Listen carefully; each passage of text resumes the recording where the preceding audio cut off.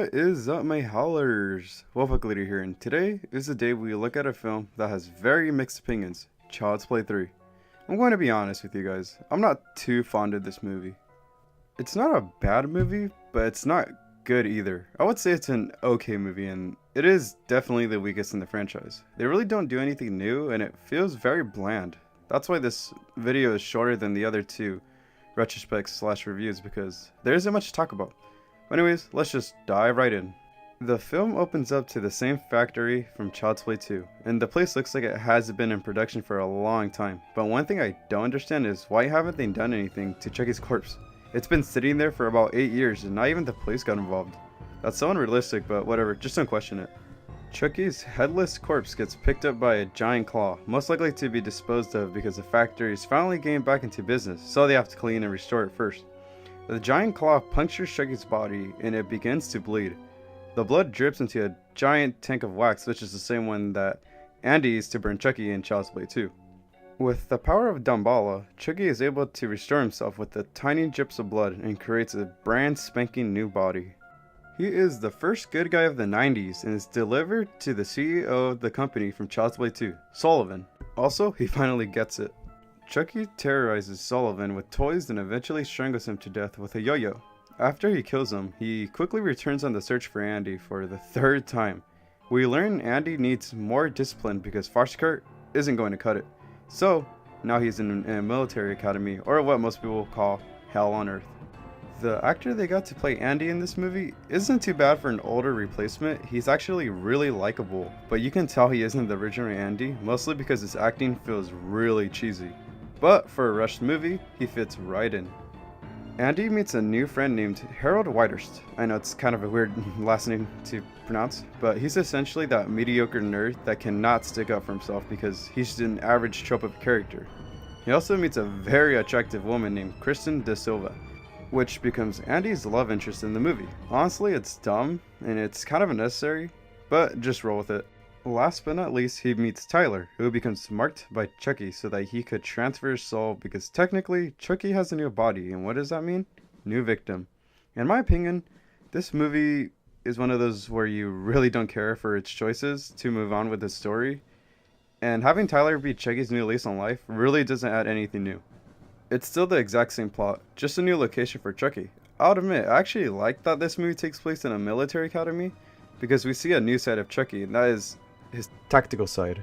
He gets really creative with his new toys, and you can tell Chucky had the time of his life. I'm gonna skip most of the movie to its final climax because literally Act 2 is all filler, and it's filler that's somewhat entertaining but forgettable because not much happens except boring kills and Chucky chasing Tyler around so he can transfer his soul already, but without him knowing.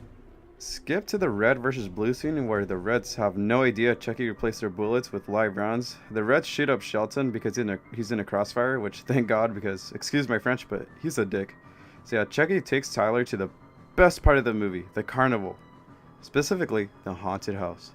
It's so funny because that haunted house is so huge for a carnival, but again, don't question anything in this movie. You can tell most of their budget went to this scene because of the sequences that happen.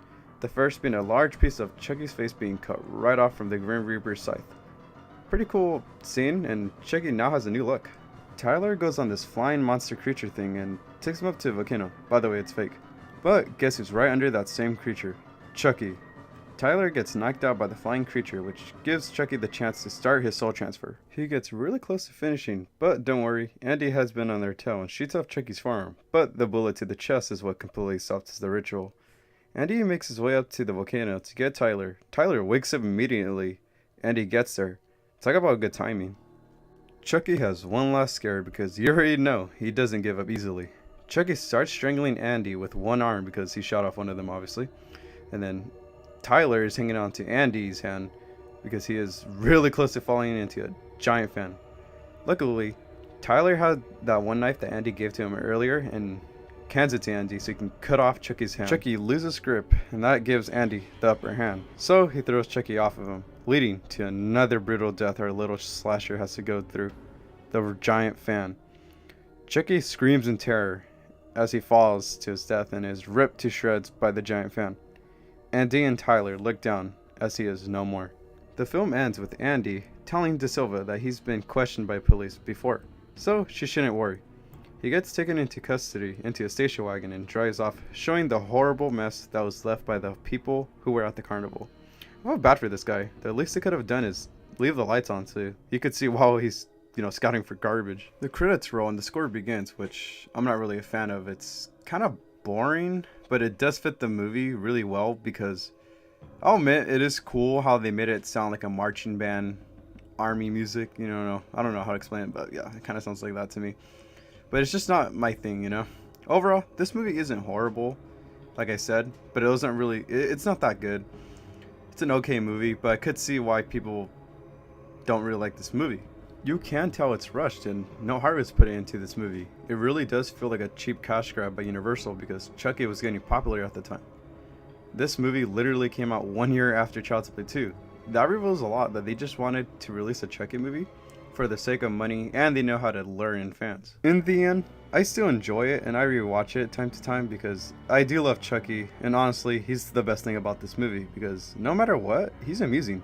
I give it a score of 6.5 out of 10, and that's just me being generous because, like I said, I still have fun watching this movie, especially with friends. This concludes my retrospect / review for Child's Play 3. Thank you for watching, and what do you guys think of this movie? Let me hear your opinions in the comments below. I hope you guys enjoyed, and I'll see you in the next one. Hi, I'm Chucky. Bitch.